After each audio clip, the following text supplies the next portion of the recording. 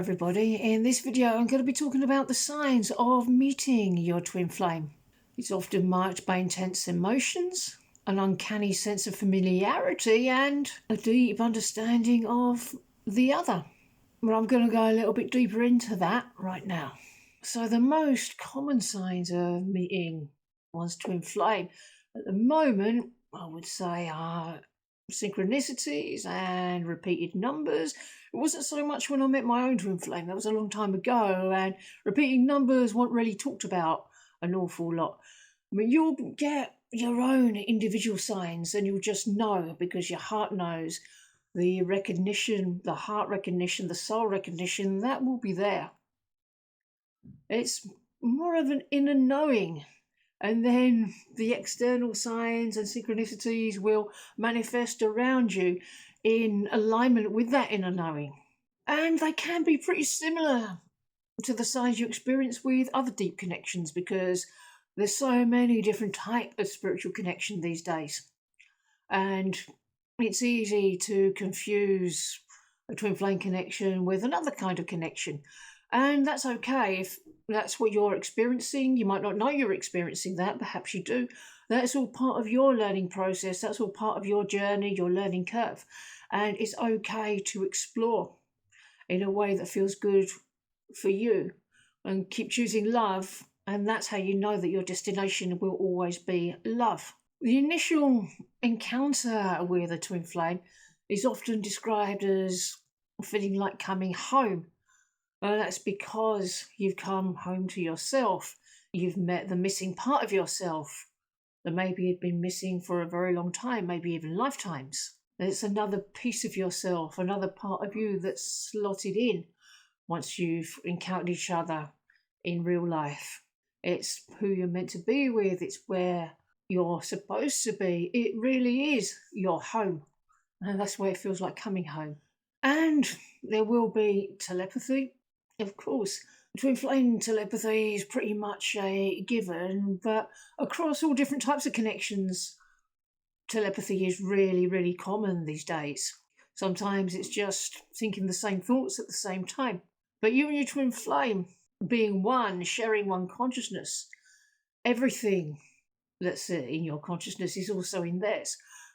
That's not to say you have your own private thoughts that don't have anything to do with each other. But what's higher than telepathic communication between flames is heart communication.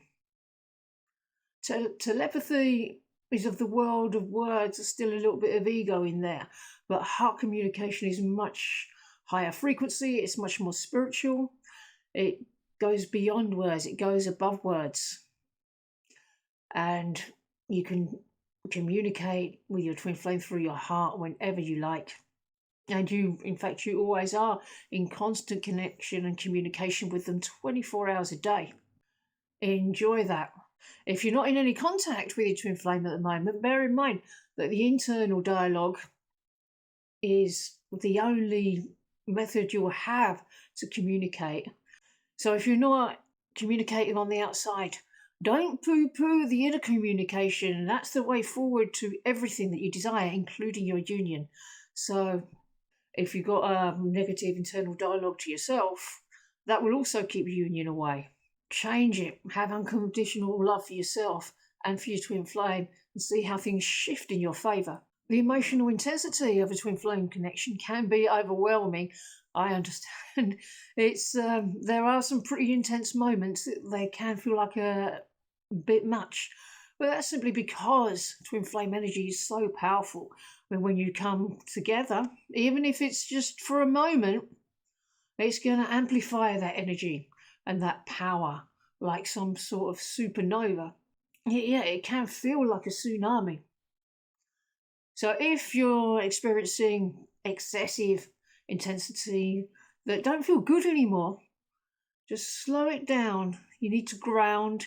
You need to come back down, touch the earth, choose to release that intensity and call in greater peace. It's peace your union arises from. I've said this before, not excitement. It's peace that's going to manifest all of your desires. It's peace that you're desiring. So choose peace here. And in order to differentiate between a twin flame connection and an unhealthy or karmic connection, and differentiating between them can be easier said than done, because your twin flame will reflect back every relationship pattern that you've had until it's healed. So if you're wondering what kind of connection this is, a divine connection or an unhealthy one, just take them both as an opportunity to heal what you're being shown, heal what's in front of you. And when you've healed what you're being shown, an unhealthy or karmic relationship will fall away because the lessons have been learned from it, whereas a twin flame connection will come together in the way that you truly desire and have a happy union when the healing is complete. One's eternal, one's a lesson. So meeting your twin flame really awakens you spiritually, accelerates everything. Everything changes, all of life gets transformed. It makes one realize that they really can have their dreams. They don't have to settle for less. They don't have to give up on their dreams to have a partner that's lukewarm or tepid. It massively transforms the trajectory of one's life.